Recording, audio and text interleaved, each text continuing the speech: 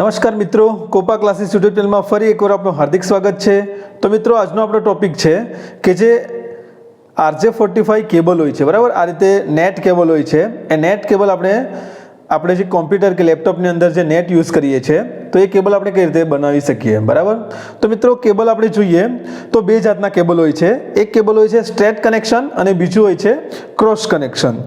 તો મિત્રો straight connection અને ક્રોસ કનેક્શન ક્યારે યુઝ થાય કે જ્યારે કોઈ પણ ડિફરન્ટ ડિવાઇસ હોય, બરાબર, દાખલા તરીકે પીસી અથવા પીસીથી આપણે સ્વિચને કનેક્શન કરીએ છીએ ત્યારે આપણે સ્ટ્રેટ કેબલનો યુઝ કરીએ છીએ, બરાબર। જ્યારે આપણે પીસી સ્વિચમાંથી પીસીની અંદર આપણે જ્યારે કનેક્શન કરીએ છીએ ત્યારે સ્ટ્રેટ કનેક્શનનો યુઝ કરીએ છીએ। અને ક્રોસ કનેક્શનનો ક્યારે યુઝ થાય જ્યારે સ્વિચ ટુ સ્વિચ કનેક્શન આપવું હોય, બરાબર, પીસી ટુ પીસી કનેક્શન આપવું હોય ત્યારે આપણે ક્રોસ કનેક્શનનો યુઝ કરીએ। તો મિત્રો આજે આપણે જોશું સ્ટ્રેટ કનેક્શન કઈ રીતે કરાય। તો એની માટે સૌથી પહેલાં તમારી પાસે હોવું જોઈએ આ રીતનો એક કેબલ કેટ 6 કેબલ હોવો જોઈએ, બરાબર।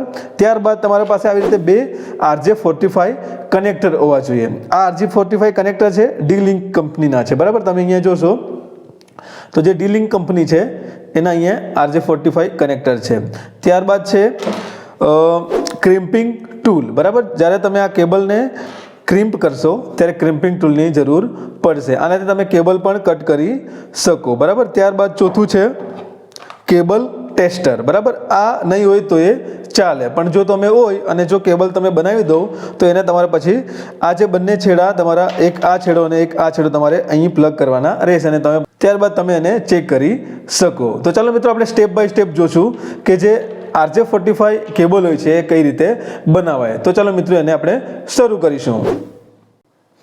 તો મિત્રો તમે જોશો કે જે આ RJ45 કનેક્ટર છે, બરાબર, આ ડી-લિંકનું કનેક્ટર છે। તો તમે એને આની અંદર ઇન્સર્ટ કરશો આ રીતે તો જે તમારો કેબલ છે તો તમારે આ રીતે થોડુંક માપી લેવાનો છે, બરાબર। તો થોડુંક તમારે આ રીતે એને આટલેથી તમારે કટ કરી દેવાનો રહેશે। તો હું સિમ્પલ આને કટ કરું છું, બરાબર।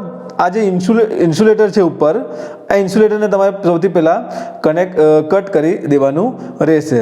તો તમારે સિમ્પલ આ જે ઇન્સ્ટ્રુમેન્ટ છે આ ઇન્સ્ટ્રુમેન્ટની મદદથી તમે એને કટ કરી શકો। હું તો સિમ્પલ એને તો મિત્રો સિમ્પલ હું એને આ રીતે જે ઇન્સ્યુલેટર છે એને વ્યવસ્થિત રીતે આ રીતે કટ કરી દઉં છું। તો તમારે આ રીતે તો મિત્રો આ રીતે તમારે જે ઇન્સ્યુલેટેડ હોય છે આ ઇન્સ્યુલેટરને તમારે આ રીતે ઉતારી દેવાનું રહેશે। ત્યારબાદ આમાં તમે જોશો કે 4 પેર તમારી અલગ અલગ કલરની આ 4 પેર બનેલી હોય છે, બરાબર। તો આ કેબલને તમારે ટ્વિસ્ટેડ પેર કેબલ પણ કહેવાય છે। તો ત્યારબાદ તમારે આ 4 પેરને તમારે સાઈડ પર કરી આ જે પ્લાસ્ટિકનું કવર છે અને આ પ્લાસ્ટિક છે આને તમારે શાંતિથી જે કટરની મદદ તમારી પાસે જે પણ કટર હશે તો કટરની મદદ તમે એને કટ કરી શકો। તો હું એને સિમ્પલ રીતે કટ કરી દઉં છું, બરાબર। તો તમે અહીંયા જોઈ શકો છો કે મેં સિમ્પલ રીતે આને કટ કરી દીધું છે। ત્યારબાદ તમારે શું કરવાનું છે, આમાં તમે જે ઇન્સ્યુલેટેડ કટ કરો છો ત્યારે તમારે એક વાતની ધ્યાન રાખવાની છે કે જે આ કેબલ છે, બરાબર, આ 8 જેટલા કેબલ છે, બરાબર। તો આ કેબલને તમારે કટ કરવું ના જોઈએ, બરાબર। જરાક પણ એમાં કટ થશે તો તમારું જે કનેક્શન આ કેબલનું કનેક્શન છે એ લૂઝ કનેક્શન થઈ જશે, બરાબર। તો એ તમારે કાળજી રાખવાની છે જ્યારે તમે કનેક્શન કરો છો। ત્યારબાદ તમારે શું કરવાનું છે, આ ટ્વિસ્ટેડ વાયર છે આને તમારે છૂટા પાડી દેવાના છે એક એક કરીને। તો હું એને એક એક કરીને છૂટા પાડી દઉં છું।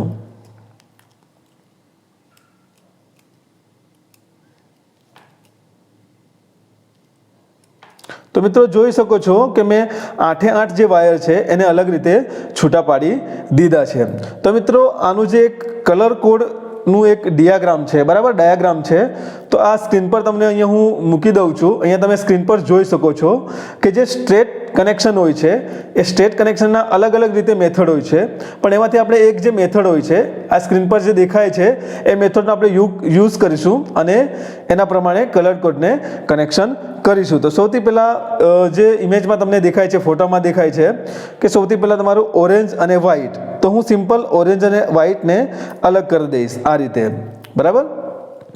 તો એના પહેલાં તમારે જે આ કેબલ છે આ કેબલ તમારા વ્યવસ્થિત સીધા નથી, તો એ તમારે એને કોઈ પણ તમારી પાસે જે પેન હોય એ પેનની મદદથી તમારે આ જે કેબલ છે એ કેબલને તમારે વ્યવસ્થિત આ રીતે એને વ્યવસ્થિત સીધા કરી દેવાના છે, બરાબર, કે જેના લીધે તમારું જે કનેક્શન કરો છો અને જે તમારું RJ45 કનેક્ટર છે તો એની અંદર એ વ્યવસ્થિત ઇન્સેટ થઈ જાય. તો તમારે આ રીતે જે આ પેન છે આને તમે આ રીતે પકડીને આને તમે ખેંચશો તો જે પણ તમારા કેબલ છે એ વાંકા હશે તમારા વ્યવસ્થિત સીધા થઈ જશે.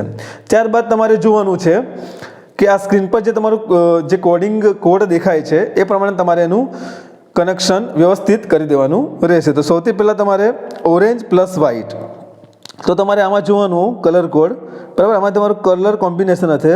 તો આ જે કેબલ છે આમાં વ્હાઇટ અને ઓરેન્જ છે, તો સૌથી પહેલાં આને આ રીતે પકડવાનું રહેશે. ત્યારબાદ તમારું છે ઓરેન્જ, તો હું સિમ્પલ ઓરેન્જને આ રીતે રાખીશ, બરાબર. આ રીતે તમારે વ્યવસ્થિત ગોઠવવાનું છે.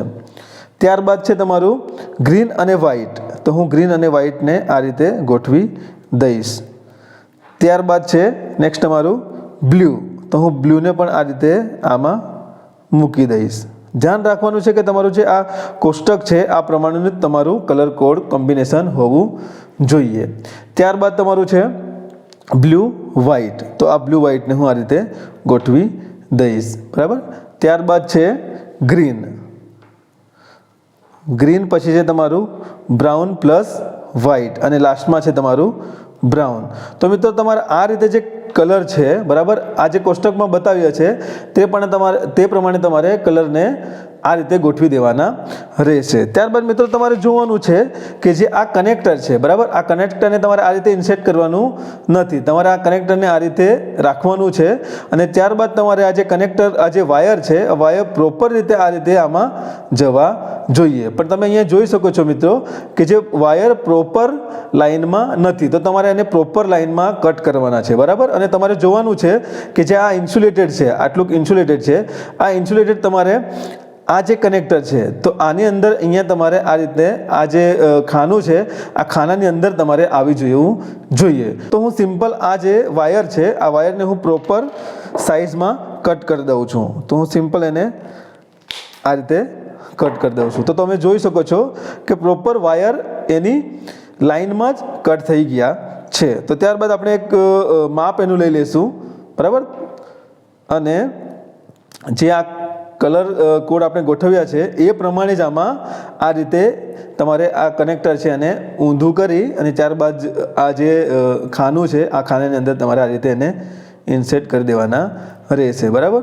તમારે ખાસ ધ્યાન રાખવાનું છે કે જે આ ઇન્સ્યુલેટેડ છે, બરાબર, આ ઇન્સ્યુલેટેડ આની અંદર જવું જોઈએ, બરાબર. જો આની અંદર ન જાય અને તમે એને ક્રિમ્પિંગ કરશો તો આમાં લૂઝ કનેક્શન રહેવાના ચાન્સીસ વધી જશે. તો તમે એકવાર આ રીતે જઈ તમારે જે કલર કોડ છે એ કલર કોડ તમારે ચેક કરી લેવાનો રહેશે અને પ્રોપર તમારે આ રીતે અંદર જોવું પડશે કે જે વાયર છે એનું કનેક્શન ઉપર સુધી આવી ગયું છે કે નહીં, બરાબર. તો આ રીતે તમારે આને પ્રોપર રીતે ફિટ કરી દેવાનું. પ્રેસ કરશો તો જે વાયર છે વાયર પ્રોપર આના ખાનામાં જ જતા રહેશે. ત્યારબાદ આપણે શું કરવાનું છે કે જે આ બ્લેડ છે, બરાબર, આ જે બ્લેડ પટ્ટી દેખાય છે તો આ બ્લેડ પટ્ટી તમે આ ક્રિમ્પિંગ ટૂલની મદદથી એને ક્રિમ્પ કરશો તો આ જે પણ પટ્ટી દેખાય છે આ પટ્ટી વાયરની અંદર પ્રોપર અટેચ થઈ જશે અને તમારું એક પ્રોપર વાયર છે, વાયર RJ45 જે કનેક્શન છે પ્રોપર તમારું થઈ જશે. હું સિમ્પલ એને આ જે 8 પિનવાળું દેખાય છે 8 પિનવાળાની અંદર હું ઇન્સર્ટ કરીશ આ રીતે,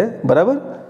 આ રીતે હું ઇન્સર્ટ કરીશ અને પછી હું એને ધીરેથી પ્રેસ કરીશ. જેવું તમારે કટ જેવો અવાજ આવશે ત્યારબાદ તમારે એને છોડી દેવાનું છે અને તમે જોઈ શકો છો કે જે અહીંયા કનેક્શન જે પટ્ટી છે, બરાબર, આ પટ્ટી તમારું વાયરની અંદર પ્રોપર જતી રહી છે, બરાબર. અને જે ઇન્સ્યુલેટરનો ભાગ છે એ પણ તમારો અહીંયા આ ખાંચાની જે આવી ગયો છે એટલે તમારું જે પણ કનેક્શન છે તમારું એકદમ ફિટ થઈ જશે, બરાબર. તો પ્રોપર રીતે આ જ રીતે તમારે જે આ કનેક્શન કર્યું છે, બરાબર, કોઠામાં તમને દેખાય છે જે ચિત્ર મેં મૂક્યું છે એમાં તમે જોશો તો જે એક સાઈડનો જે મેં કલર કોડ કર્યું છે સેમ એ જ રીતે તમારે બીજામાં પણ કનેક્શન કરવાનું રહેશે, બરાબર. આ રીતે તમારું કનેક્શન છે તો તમારે આ રીતે જ કલર કોડ આ જે ચિત્રમાં દેખાય છે એ રીતે તમારે કલર કોડ આમાં પણ કરવાનું રહેશે. તો હું ફટાફટ આમાં પણ કનેક્શન કરીને બતાવું છું. તો મિત્રો જે તમારો CAT 6 RJ45 કેબલ છે એ બનીને એકદમ રેડી છે, બરાબર. તમારે જે પ્રમાણે આ ફર્સ્ટમાં તમે જે રીતે ક્રિમ્પિંગ કર્યું હતું એ જ રીતે તમારે સેકન્ડને પણ ક્રિમ્પિંગ કરવાનું